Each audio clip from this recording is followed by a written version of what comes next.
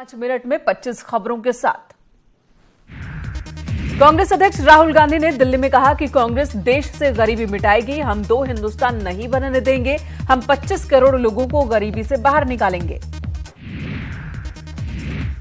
राहुल गांधी ने कहा कि पीएम की राजनीति से देश में 2 हिंदुस्तान बन रहे हैं। हम देश को गरीबी से निकालने के लिए 5 करोड़ परिवारों को सालाना 72,000 रुपए देंगे। राहुल गांधी के 72,000 रुपए देने के वायदे पर अरुण जेटली ने कहा कि वो लोगों को गुमराह कर रहे हैं। इन्हीं की वजह से देश में आज गरीबी है। यूपी की बची हुई सीटों को लेकर दिल्ली में बीजेपी चुनाव समिति की बैठक खत्म हो गई। सीएम योगी आदित्यनाथ भी बैठक में मौजूद थे। मथुरा में सीएम योगी ने रैली को संबोधित किया। लोकसभा प्रत्याशी हेमा मालिनी के लिए प्रचार किया। उन्होंने कहा, हेमा मालिनी के पास विकास का विजन। ब्रजवासियों ने एक अच्छे प्रतिनिधि को चुना। सीएम ने कहा कि मथुरा में विकास की योजनाएं तेजी से आगे बढ़ रही हैं। ब्रज क्षेत्र विकास की नई ऊंचाइयों को छू रहा है। मथुरा वृंदावन को नगर निगम बनाया। गंगा पर बोलते हुए सीएम योगी ने कहा, आज गंगा मैला, निर्मल और अविरल है गंगा मैया। प्रयागराज कुंभ में 24 करोड़ श्रद्धालुओं ने स्नान किया। कुंभ में हेमा मालिनी ने गंगा की अविरलता पर प्रस्तुति भी दी। पिछली सरकारों पर हमला बोलते हुए सीएम ने कहा कि तब गुंडा टैक्स वसूला जाता था। अपराधी आज जेल में हैं या फिर प्रदेश से बाहर। कई अपराधियों का राम नाम सत्य हुआ। पिछली सरकारों में जो नामुमकिन था आज मुमकिन है। मथुरा में सीएम योगी आदित्यनाथ ने मथुरा के बांके बिहारी मंदिर में दर्शन पूजन किए। उनके साथ मथुरा से बीजेपी उम्मीदवार हेमा मालिनी भी मौजूद रहीं। यूपी में निषाद पार्टी का समाजवादी पार्टी के साथ गठबंधन तय। निषाद पार्टी के राष्ट्रीय अध्यक्ष डॉक्टर संजय निषाद ने कहा, बीजेपी को हराने के लिए गठबंधन से जुड़े हैं। निषाद पार्टी का कहना है कि वे गोरखपुर सीट की तरह सभी सीटों पर गठबंधन को जिताएंगे। कल गठबंधन की औपचारिक घोषणा होगी और पार्टी 1 या 2 सीटों पर चुनाव लड़ सकती है। लखनऊ से राजनाथ सिंह के चुनाव लड़ सकते हैं। कांग्रेस के जितिन प्रसाद राजनाथ सिंह के अपोजिट होंगे। वो कांग्रेस ने उन्हें धौरहरा से टिकट दिया, लेकिन वे वहां से नहीं लड़ना चाहते। बीजेपी के राष्ट्रीय उपाध्यक्ष उमा भारती ने साफ किया कि वे राजनीति नहीं छोड़ रही, बल्कि प्रचंड राजनीति करेंगी।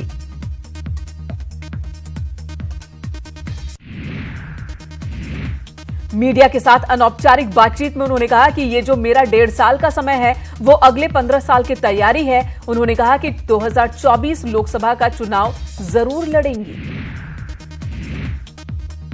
बीजेपी की केंद्रीय चुनाव समिति में शामिल होने से ठीक पहले सुषमा स्वराज ने नितिन गडकरी को जीत का आशीर्वाद दिया। मुजफ्फरनगर से आरएलडी अध्यक्ष अजीत सिंह ने किया नामांकन। पिछले कई चुनावों से अजीत सिंह बागपत से चुनाव लड़ते रहे हैं, लेकिन इस बार बागपत ने उनके बेटे मैदान में है बागपत से। मुजफ्फरनगर से बीजेपी नेता संजीव बालियान ने नामांकन भरा। संजीव बालियान ने कहा, हमारी तैयारी पूरी। जितना लोग चुनाव में घूमते हैं उतना मैं रोज घूमता हूं। पहले चरण के नामांकन के आखिरी दिन बागपत से गठबंधन प्रत्याशी जयंत चौधरी ने भी पर्चा भरा। पत्रकारों से बातचीत में जयंत ने कहा कि हमारे लिए देश और किसान चुनावी मुद्दा है। गाजियाबाद में प्रथम चरण में चुनावों के नामांकन के आखिरी दिन बीजेपी के वीके सिंह, गठबंधन से सुरेश बहल, तो वहीं कांग्रेस से डोली शर्मा ने कलेक्ट्रेट पहुंचकर नॉमिनेशन फाइल किया। इससे पहले प्रशासन की तरफ से चाक चौबंद व्यवस्था की गई।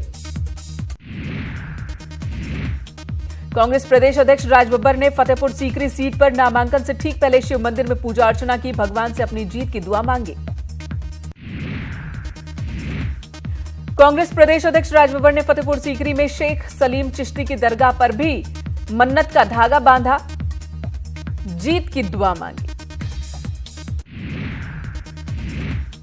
फतेहपुर जिले में विजय संकल्प रैली को संबोधित करते हुए परिवहन मंत्री स्वतंत्र देव सिंह ने कांग्रेसियों की तुलना अंग्रेजों से की। कहा, ये लोग गोरों से भी खतरनाक।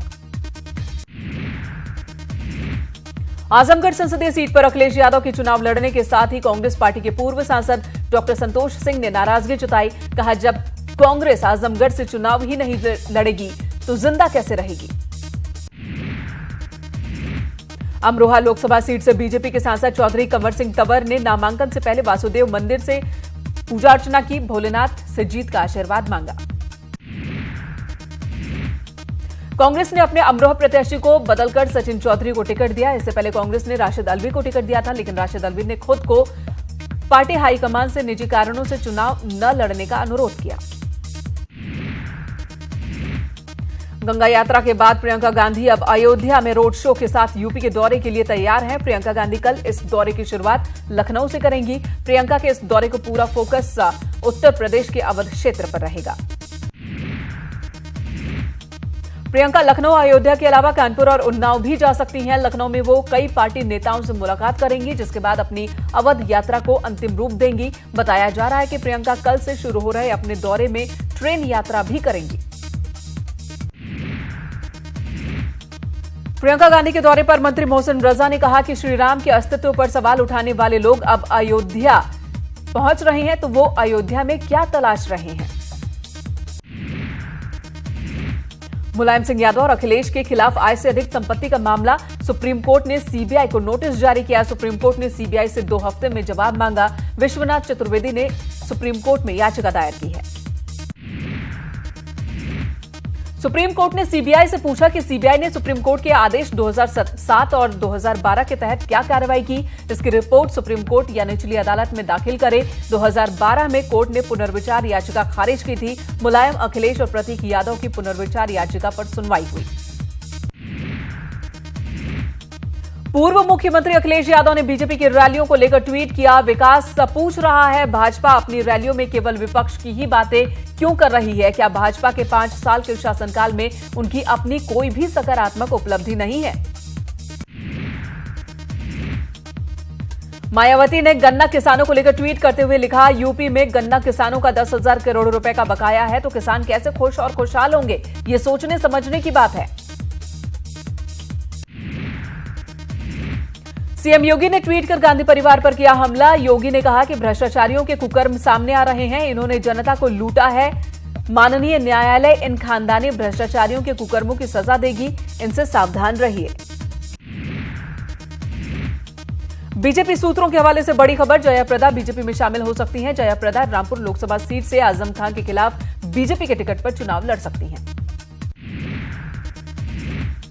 बदायूं पहुंचे बीजेपी प्रत्याशी संघमित्रा मौर्य का कार्यकर्ताओं ने किया स्वागत। इसके बाद संघमित्रा गौरीशंकर मंदिर में पहुंची, भगवान शिव का रुद्राभिषेक कर अपनी जीत की कामना की। बदायूं में इस बार का मुकाबला रोचक होने वाला है, क्योंकि संघमित्रा मौर्य का मुकाबला समाजवादी पार्टी के सिटिंग सांसद धर्मेंद्र यादव और कांग्रेस के सलीम इकबाल शेरवानी से होगा। अलीगढ़ में राजस्थान के राज्यपाल कल्याण सिंह ने अपने बयान में खुद को बीजेपी का कार्यकर्ता बताया। उन्होंने कहा कि जो पार्टी का आदेश होगा हम वही करेंगे। सपना चौधरी ने मनोज तिवारी के साथ मुलाकात की एक तस्वीर शेयर की। मुलाकात की पुष्टि खुद मनोज तिवारी ने की। न्यूज 18 से बात करते हुए मनोज तिवारी ने कहा कि सपना चौधरी कांग्रेस के झूठ फैलाने से आहत हुई हैं। इसी के साथ मनोज तिवारी ने जानकारी दी कि फिलहाल सपना चौधरी बीजेपी में शामिल होने को लेकर कोई बात सपना से नहीं हुई है। अपने बहनोई अनुजेश प्रताप सिंह के बीजेपी में शामिल होने से नाराज समाजवादी पार्टी सांसद धर्मेंद्र यादव ने अपने बहनोई से रिश्ता तोड़ लिया। उन्होंने कहा कि बीजेपी के किसी भी नेता से मेरा कोई संबंध नहीं, इसलिए अब अनुजेश से मेरा कोई संबंध नहीं। बदायूं में कैबिनेट मंत्री स्वामी प्रसाद मौर्य ने एसपी के नेताओं पर चुटकी लेते हुए कहा कि जो मुलायम सिंह यादव को मानता है उसे बीजेपी में शामिल हो जाना चाहिए। विशेष रूप से समाजवादी पार्टी के लोगों को पहले आना चाहिए। ओम प्रकाश राजभर ने एक बार फिर बीजेपी को गीदड़ भभकी दी है। उन्होंने कहा कि अगर कल तक सीटें न दी गई तो सारे विकल्प खुले हैं। बीजेपी ने अपना दल को सीटें दे दी हैं, लेकिन अब तक हमें सीट नहीं दी। लगता है बीजेपी हमारा साथ नहीं चाहती।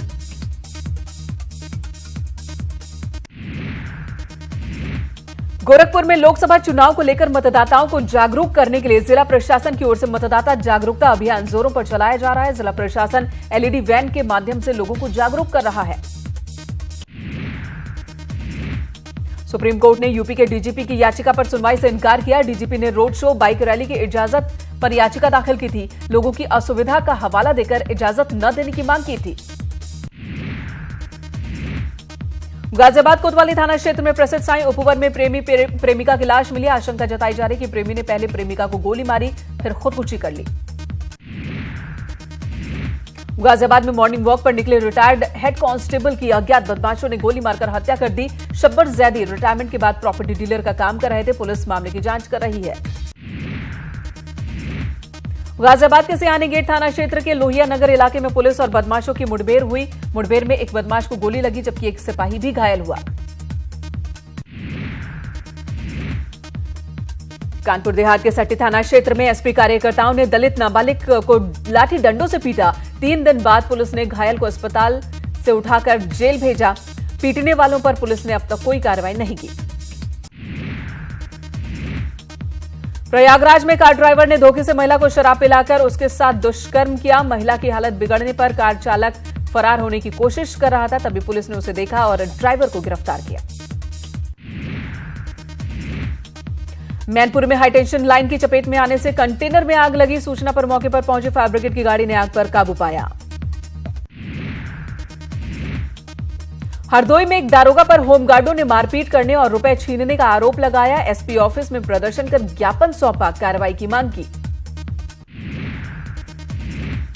कानपुर में पुलिस ने चेकिंग के दौरान कार से 22.5 लाख करेंसी बरामद की। पुलिस ने कार सवार 2 व्यापारियों को हिरासत में लिया। हरदोई में दबंगों ने एक युवक के हाथ पैर तोड़ दिए। प्रताड़ित युवक परिजनों के साथ एएसपी की चौखट पर पहुंचा, जहां एएसपी ने कार्रवाई का आदेश दिया।